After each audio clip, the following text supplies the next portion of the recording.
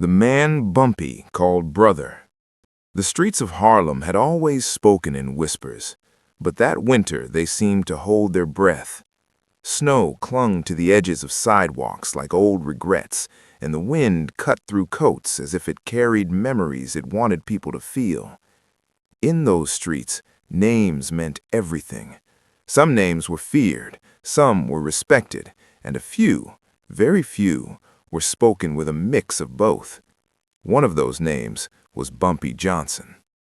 But long before the power, before the reputation, before the quiet authority that made rooms fall silent, Bumpy had been just another man trying to survive a city that offered no mercy. And in all his years, through hunger, betrayal, and battles both spoken and unspoken, there was only one man he ever called brother. His name was Elijah. They met when the world was still unfair in simpler ways. Two young men, barely grown, both carrying the weight of families who depended on them, both learning early that trust was rare and loyalty even rarer. Elijah was different from the others. Where Bumpy was sharp-edged, intense, and always calculating, Elijah was calm. He listened more than he spoke. He remembered names, faces, small details, and most importantly, he never asked Bumpy for anything. Not money, not protection, not favors. That alone made him priceless. Elijah had saved Bumpy's life once, not with a gun or a blade, but with a warning spoken at exactly the right moment. A quiet word that turned Bumpy away from a corner where death was waiting. Bumpy never forgot that. He never forgot the loyalty either, the kind that doesn't denounce itself, that doesn't demand recognition. Years passed, power grew, influence spread. Harlem changed, and so did Bumpy. But Elijah stayed the same. He ran small businesses, helped neighbors, kept his distance from the darker side of the streets, while never betraying the man who ruled them. He was the bridge between two worlds, one built on fear, the other on trust. That balance made him dangerous. The 6 men didn't understand that when they decided to act. They weren't legends, they weren't masterminds, they were opportunists, men who believed that removing one quiet pillar would make a powerful structure collapse. They thought Elijah was weak because he didn't posture. They thought Bumpy would see it as business, just another loss in a long list of them. They were wrong. The news reached Bumpy late at night. No shouting, no chaos, just a man standing in the doorway, hat in his hands, eyes unable to meet Bumpy's gaze. The words came slowly, carefully, as if spoken too loudly they might shatter something that couldn't be repaired. "Boss, it was Elijah." Bumpy didn't respond at first. He didn't ask questions, he didn't pace. He simply sat there, motionless, staring at a spot on the wall that suddenly meant nothing. For a long time, the room stayed silent except for the ticking of a clock that felt unbearably loud. When he finally spoke, his voice was steady, too steady. Who did it? 6 names were given. 6 men who thought the rules didn't apply to them. 6 men who believed fear only flowed in one direction. Bumpy nodded once. "Leave me." When the door closed, the mask fell, but only slightly. There was no screaming, no broken furniture, no visible rage. Instead, there was something far more unsettling: clarity. Bumpy Johnson had spent his life learning restraint. He knew anger wasted energy. He knew chaos drew attention. What he felt now wasn't rage, it was resolve. Elijah had been more than a friend. He had been proof that loyalty could exist without fear, that power didn't always need to shout. And now, that proof was gone. By morning, the streets sensed something had shifted. Meetings were canceled, calls went unanswered, cars moved differently. Men who normally laughed too loudly spoke in murmurs instead. Everyone knew Bumpy was planning something, but no one knew what. And that uncertainty was worse than violence. Bumpy gathered his inner circle that afternoon, men who had stood beside him for years, men who had seen him make decisions that shaped neighborhoods. They expected orders, they expected retaliation. What they got, instead, was a story. He spoke of Elijah, of loyalty, of the cost of forgetting who stands with you when there's nothing to gain. He didn't mention revenge, he didn't threaten anyone. He simply ended with one sentence that froze the room. "This won't be loud, but it will be remembered." The 6 men were found separately. No public spectacle, no chaos. One by one they were brought in, not beaten, not humiliated, but confronted with the weight of what they had done. Bumpy didn't need to raise his voice. He didn't need to touch them. His presence alone was enough to make grown men struggle to breathe. What he planned wasn't about cruelty. It was about symbolism, about unity in consequence, about making a point without spilling unnecessary blood. One truck was prepared, not as a weapon, but as a statement. One vehicle, one direction, one outcome that would ripple through Harlem without a single shot fired. Bumpy stood alone as the plan was set in motion, his face unreadable. This wasn't justice in the way courts defined it. It was justice as the streets understood it, a warning written into memory rather than flesh. As the truck rolled forward, slow and deliberate, Bumpy turned away, not because he felt regret, but because he knew something had changed inside him forever. Elijah had been the last piece of his humanity untouched by power. With his loss, Bumpy became something colder, sharper, more distant. The streets would feel it soon, and the 6 men would understand, too late, that killing the man Bumpy called brother had awakened something far more dangerous than anger. When silence became louder than fear. After that day, Harlem did not erupt. That was what made it terrifying. There were no sirens screaming through the night, no headlines shouting accusations, no bodies displayed as warnings. Instead, there was silence, thick, deliberate, and unsettling. People who had lived their entire lives surrounded by noise felt it immediately. Store owners opened their shops more carefully. Conversations ended the moment unfamiliar footsteps approached. Even the children sensed it, lowering their voices without understanding why. Something had shifted, and everyone knew it had a name, even if no one dared to say it out loud. Bumpy Johnson did not celebrate. He did not drink. He did not surround himself with admirers eager to praise his decisiveness. He spent the days following Elijah's death alone more often than not, sitting in rooms that suddenly felt too large, replaying memories he had never given himself time to feel. He remembered Elijah laughing quietly at jokes that weren't funny, remembered how Elijah always stood slightly behind him, never trying to share the spotlight, never reminding Bumpy of what he had done for him. That humility now haunted him. Power had taught Bumpy many things, but it had not taught him how to live with loss that could not be avenged in the traditional sense.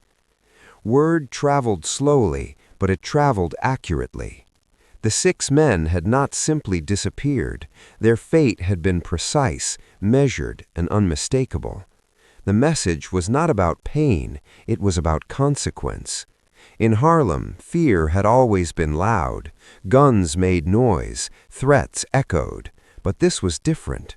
This was fear without sound, and it cut deeper because it forced people to imagine rather than observe. Men who once boasted about their recklessness began rethinking old grudges. Crews that had been itching to test boundaries suddenly found reasons to stay in their lanes.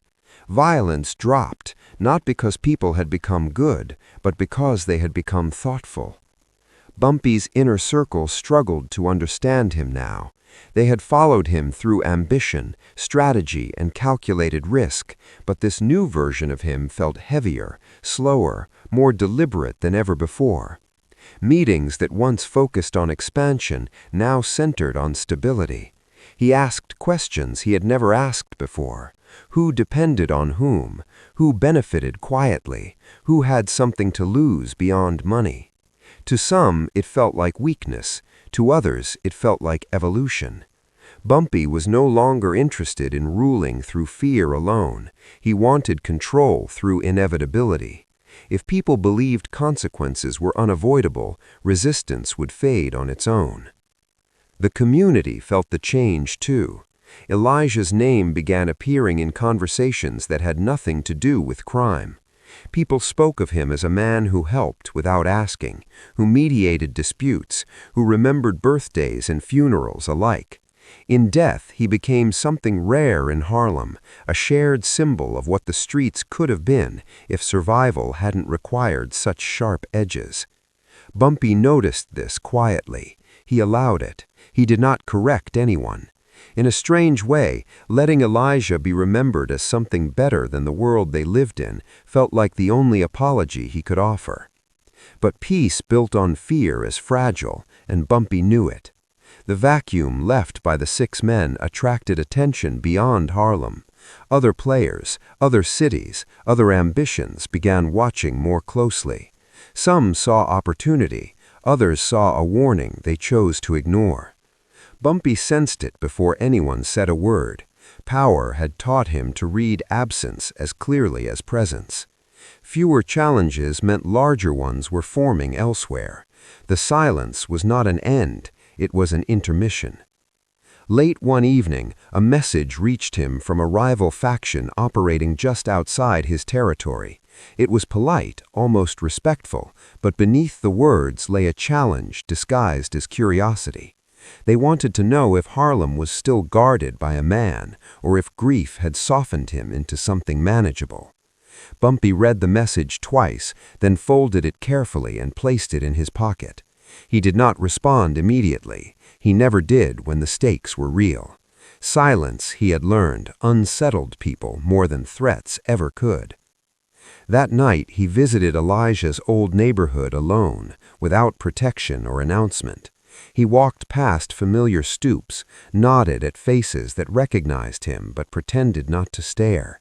An elderly woman thanked him for helping fix a heating problem months earlier, unaware that Elijah had arranged it quietly in Bumpy's name. That realization struck harder than any insult ever had. Elijah had been extending Bumpy's influence in ways that built gratitude instead of fear, and Bumpy had been too busy surviving to notice. Standing there, Bumpy understood something painful and necessary. Elijah had been the balance, the part of the empire that softened its edges, that allowed humanity to exist alongside power. Without him, Bumpy risked becoming exactly what his enemies believed him to be, a force without conscience. That realization didn't weaken him, it refined him. From that moment forward, every decision carried Elijah's absence like a weight on the scale. When Bumpy finally responded to the rival faction, his message was brief and almost gentle. He did not threaten, he did not boast. He simply stated that Harlem was not leaderless, not grieving, and not interested in expanding through chaos. Any move against it would not be dramatic, but it would be final. Those who understood power read between the lines and backed away. Those who didn't would learn soon enough. By the end of the season, crime statistics told a story no one expected. Violence had decreased, disputes were settled faster, territories were respected without constant enforcement. Harlem had not become peaceful, but it had become orderly in a way that made outsiders uneasy. This wasn't the calm of weakness, it was the calm of something watching, waiting, calculating. Bumpy Johnson had lost the only man he called brother, and in that loss he had reshaped his world. Not through rage, not through spectacle, but through restraint, sharpened by memory. The streets whispered again, but now the whispers carried a different meaning. They no longer asked what Bumpy would do next. They asked whether they could afford to make him decide at all. And somewhere, beneath the weight of leadership, beneath the silence and control, Bumpy carried a quiet promise he never spoke aloud. Elijah would not be remembered as a victim, but as the reason Harlem learned that power without humanity is a dead end. The weight of power and the price of control. By the time spring reached Harlem, the silence had matured into something heavier than fear. It had become expectation. People no longer waited to see what Bumpy Johnson would do. They waited to see whether he would need to do anything at all. That was the difference between dominance and authority, and Bumpy understood it better than most men ever would. Power gained through reaction was fragile, but power that shaped behavior before action ever occurred was enduring. Yet beneath that calm exterior, Bumpy felt the strain growing inside him. Elijah's absence was no longer a sharp wound. It had become a constant pressure, shaping every thought, every pause, every decision in ways Bumpy could not escape. The outside world did not see the internal conflict. To them, Bumpy appeared more controlled than ever. He spoke less, listened more, and allowed others to underestimate his emotional state. But leadership at this level was lonely, and grief had a way of surfacing in unexpected moments. Late at night, Bumpy found himself replaying conversations he had once ignored, advice he had brushed aside, warnings Elijah had delivered gently and without insistence. He realized now that Elijah had always been preparing him for this version of himself, the one who ruled not through intimidation alone, but through foresight. That realization was both comforting and devastating, because it meant Elijah had known his own role could not last forever. As Harlem stabilized, attention shifted outward. Other territories noticed that Bumpy's control was not weakening with time, but tightening. Rivals who once relied on chaos as leverage found themselves irrelevant. However, there were those who thrived on disruption, men who believed that order was an illusion waiting to be shattered. These figures did not announce themselves with gunfire or public challenges. Instead, they used influence, money, and quiet manipulation, testing the seams of Bumpy's authority rather than confronting it directly. Bumpy recognized the pattern immediately. This was not a war for territory. It was a war for perception. The first signs were subtle. Trusted intermediaries began receiving conflicting instructions. Long-standing alliances hesitated where they once acted without question.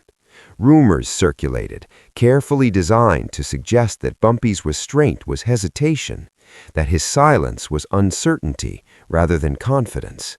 The strategy was clever, and Bumpy respected it even as he prepared to dismantle it. He knew that reacting too quickly would validate the narrative his enemies wanted to create. Instead, he waited, allowing the tension to rise, watching who flinched and who remained steady. Within his own circle, doubts began to surface. Men who had built their identities around confrontation struggled with Bumpy's new approach. They whispered that the streets respected strength, not patience, and that Elijah's death had changed their leader in dangerous ways.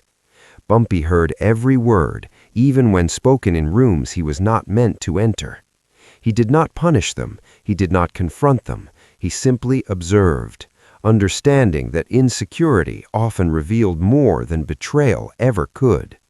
Elijah had once told him that fear made men predictable, but doubt made them useful if handled correctly. To address the growing uncertainty, Bumpy made a decision that surprised everyone. He called a gathering not of enforcers or strategists, but of community figures, business owners, and quiet influencers, the people Elijah had always prioritized. The meeting was not a show of power, but a reaffirmation of presence.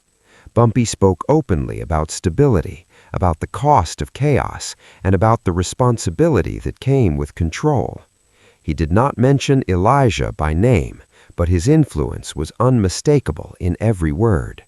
For the first time, many in the room saw Bumpy not as a distant authority, but as a man carrying a burden that affected them all. The response was immediate and unexpected. Support flowed not through fear, but through alignment. Businesses cooperated. Information moved faster. Small disputes were resolved before they could escalate. The community became a buffer against external manipulation, not because they were ordered to, but because they chose to. This shift marked a turning point. Bumpy's power was no longer confined to shadows. It was reinforced by those who understood that order protected them more effectively than chaos ever had. The rivals who had been pulling strings grew impatient. Their tactics relied on hesitation, and Bumpy had given them none. When they finally made a direct move, it was calculated to provoke a reaction, a public display that would shatter the image of restraint he had built. They underestimated him. Instead of responding with force, he responded with exposure. Financial trails were revealed. False alliances were dismantled. Influence evaporated as quietly as it had formed. Within weeks, the men who had sought to destabilize Harlem found themselves isolated, their credibility destroyed without a single public confrontation. Through it all, Bumpy felt no satisfaction. Victory tasted hollow when measured against what had been lost. He understood now that leadership was not about winning battles, but about enduring consequences. Elijah's death had forced him to choose a path that demanded constant vigilance, constant sacrifice, and constant restraint. There were no celebrations for this kind of success, only the quiet knowledge that failure would be catastrophic. As summer approached, Harlem stood stronger than it had in years, yet Bumpy felt the weight heavier than ever. He had become exactly what the streets needed, but the cost was immense. In moments of rare solitude, he wondered whether Elijah would have approved of the man he had become, or mourned the parts of him that power had consumed. That question had no answer, and perhaps it never would. What Bumpy did know was this: power, once reshaped by loss, could never return to innocence. It could only move forward, carrying every memory, every mistake, and every sacrifice with it.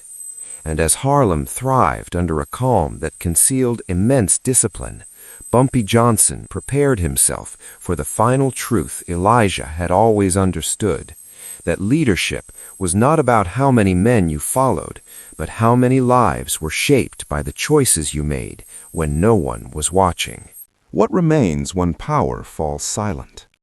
By the time autumn returned to Harlem, Bumpy Johnson had reached a place few men of power ever reached while still alive. He had become predictable in principle, but impossible to manipulate. People knew he would act with restraint, but they never knew precisely how. That balance created a strange equilibrium across the streets, one that no longer depended on fear, but on understanding. Yet inside Bumpy, the cost of maintaining that equilibrium was becoming undeniable. Every choice carried weight, every silence demanded intention, and every night ended with the same quiet question echoing through his thoughts. What would remain when he was gone, and would it mean anything beyond control? The final challenge did not arrive loudly. It came disguised as opportunity. A proposal was delivered through trusted channels, framed as progress, promising expansion, wealth, and influence beyond Harlem. It offered security for the future and protection against inevitable change. Many in Bumpy's circle encouraged him to accept it, arguing that refusing would be reckless, even arrogant. On the surface, the deal was clean, lawful in appearance, and strategically sound, but Bumpy sensed the truth beneath it. Accepting would mean surrendering the very restraint he had built his authority upon. It would mean turning Harlem from a place shaped by order into a resource to be exploited by outsiders who neither understood nor respected its fragile balance. For days, Bumpy said nothing. The silence unsettled everyone. Men accustomed to immediate direction struggled with uncertainty, while those who had learned his newer ways waited patiently, trusting that his pause was intentional. During that time, Bumpy walked Harlem again, not as a ruler, but as a witness. He saw children playing without fear in places once dominated by tension. He watched shopkeepers argue and laugh openly. He noticed how disputes ended in conversation rather than confrontation. These were not signs of weakness, they were signs of stability. Elijah's influence was everywhere, woven into the fabric of the neighborhood in ways no deal could ever replicate. When Bumpy finally spoke, he did not call a grand meeting or issue a declaration. He spoke privately to those who mattered, explaining not just his decision, but his reasoning. He told them that power borrowed from compromise always demanded repayment with interest, and that the price was usually paid by those with the least ability to afford it. He rejected the proposal, fully aware that doing so would mark him as an obstacle rather than a partner. The reaction was swift but contained. Opportunities withdrew, alliances cooled, some supporters drifted away, unwilling to accept limits on ambition. Bumpy allowed it. Leadership, he had learned, was not about keeping everyone close, but about knowing who stayed when the future became uncertain. In the months that followed, Bumpy gradually stepped back from visibility. He did not vanish, nor did he abdicate responsibility, but he began delegating authority with care, choosing individuals who understood restraint as deeply as they understood power. This was not succession in the traditional sense, it was cultivation. He wanted Harlem to function without him, to endure not because of his presence, but because of the principles he had embedded within it. That decision, more than any act of dominance, defined his true legacy. Privately, Bumpy made peace with the truth he had long avoided. Elijah had not been taken from him as punishment or fate alone. Elijah had been a reminder, placed in his life to guide him toward a form of leadership that did not devour everything it touched. Losing him had forced Bumpy to confront the limits of power and the permanence of consequence. The grief never left, but it softened, transforming from pain into purpose. Elijah's absence became the measure by which Bumpy judged every decision, the quiet standard against which ambition was tested. When illness finally slowed Bumpy, the streets did not panic. That was perhaps the greatest testament to what he had built. Harlem continued, steady and disciplined, guided by systems rather than fear, by memory rather than force. People spoke of Bumpy not only as a powerful man, but as one who changed how power itself was understood. He had proven that control did not require constant violence, that silence could command more respect than shouting, and that restraint, once mastered, was the most intimidating force of all. In his final reflections, Bumpy understood something few men ever articulate. Power fades, reputation distorts, but impact remains. The 6 men who had acted out of short-sighted ambition had believed they were removing an obstacle. Instead, they had triggered a transformation that reshaped an entire community. Elijah's death had not ended loyalty, it had clarified it. It had not broken Bumpy Johnson, it had refined him into something more enduring than fear, a symbol of consequence, memory, and deliberate control. When Harlem remembered Bumpy Johnson, it did not remember the silence alone, or the authority that once ruled its corners. It remembered a man who learned too late, but acted in time, who lost the only brother he ever claimed, and chose not to let that loss define him through destruction. Instead, he allowed it to define him through discipline. And in a world where power so often consumes those who wield it, that choice became his final and most meaningful victory.